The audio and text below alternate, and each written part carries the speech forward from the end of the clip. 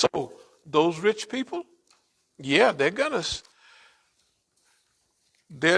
not smart, because I wouldn't want to have 100 people in town.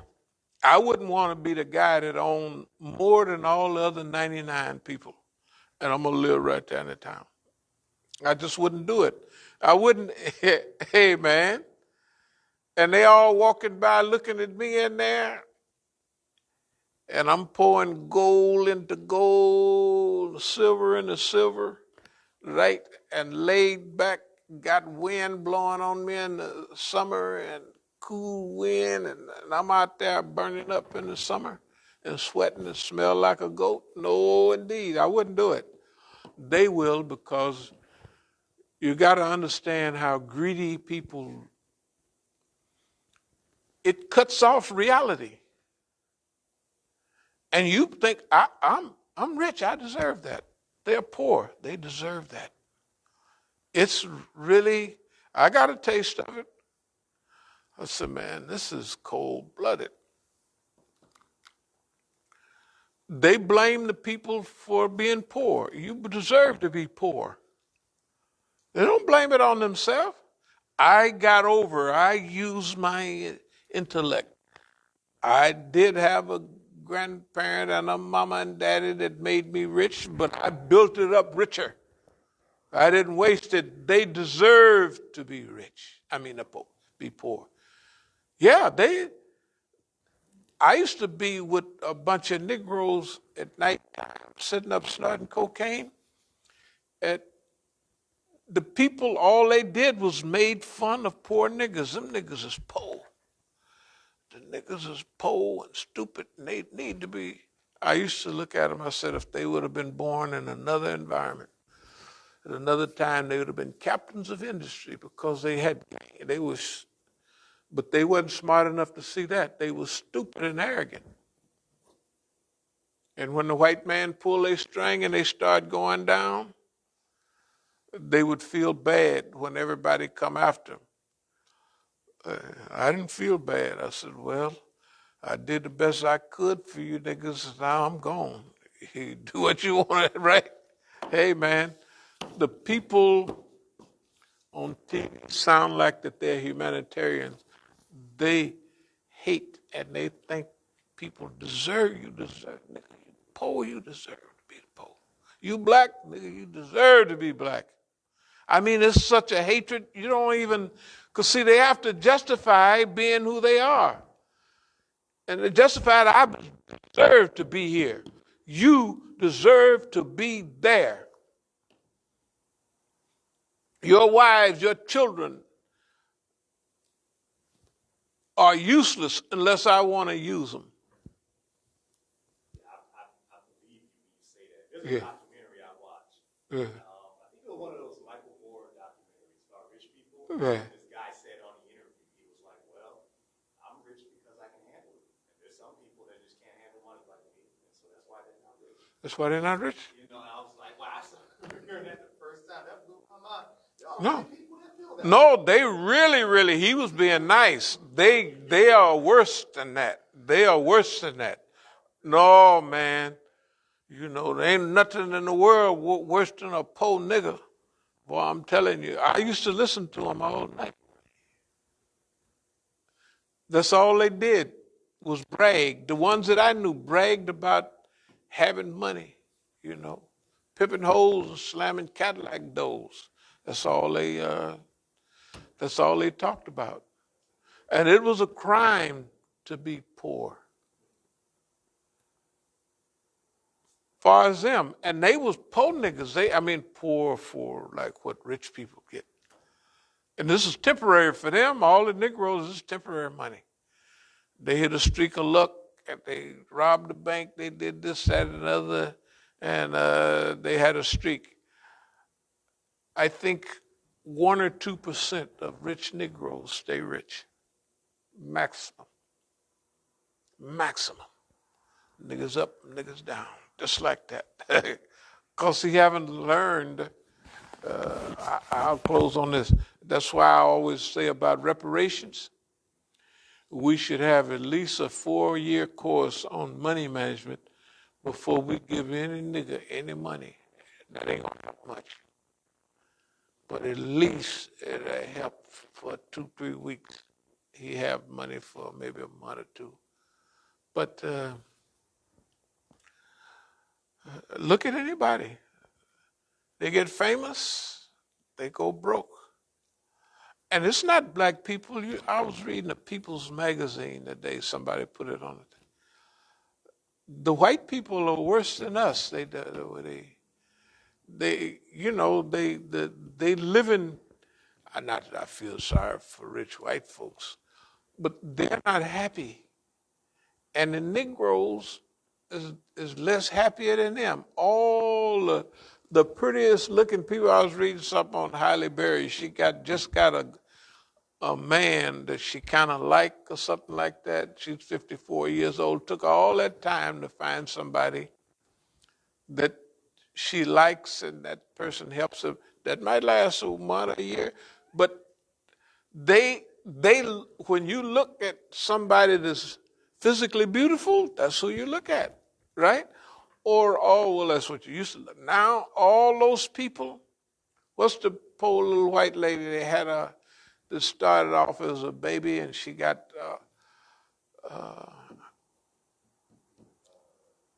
they got a big support group. She just got rid of her daddy. Oh, Britney Spears. Britney Spears. Britney Spears. The way they was treating her, they was treating her worse than that. They was working that child to death, right? And keeping all the money. I said, man, if she's so stupid, why don't you let her have a couple of days rest? They have her in Vegas and everywhere and spending all the money. And she was lucky because she had a whole support group. They were chatting and cheering, and she'd have been, and they did it to her. You imagine you take a little child. All the kids like that is crazy. The other ones is, all of them is crazy. The little Hollywood stars, because Hollywood, you're beautiful, you're what everybody wants, and you ought to be happy. And ain't none of them happy. I was just telling somebody about the difference between Billie Holiday and what happened to her Right, and Judy Garland. right, How the same police that was going after Billie Holiday, right. when he confronted Judy Garland, he kind of he passed over her drug problem. Mm-hmm. Basically said, look, kind of cooled out. Yeah, But he definitely went after Billie Holiday. yeah. They hated this. They hated, and it didn't do poor Julie Garland any good. And crazy as a Betsy bug. But see, that's the thing about not living in a world somewhere over the rainbow and all that. Look, Hollywood runs people crazy, but it also gives them, they see things that are possible. You know, that's one of the crews we want to get on our team, on the team, because people listen to them. And they've made movies about stuff like that. And they know that if things are set and arranged right, it's actually possible to do. You see what I mean? So we don't want to leave them out. We're not talking about them, and because a lot of them that was there, they're still there now. They've helped. Marlon Brando was big in the civil rights movement. He helped out. Shoot, well, Sidney Poitier didn't. He helped under the quiet, but he let Harry Belafonte give all the money. You go do it. I ain't gonna do it. Right? No, Sidney Poitier, he was a good man, but he'd give it to him. You go do it.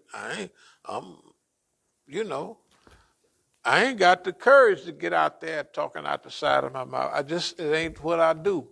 But here, you need $1 million. There you go. Yeah, go give it to them.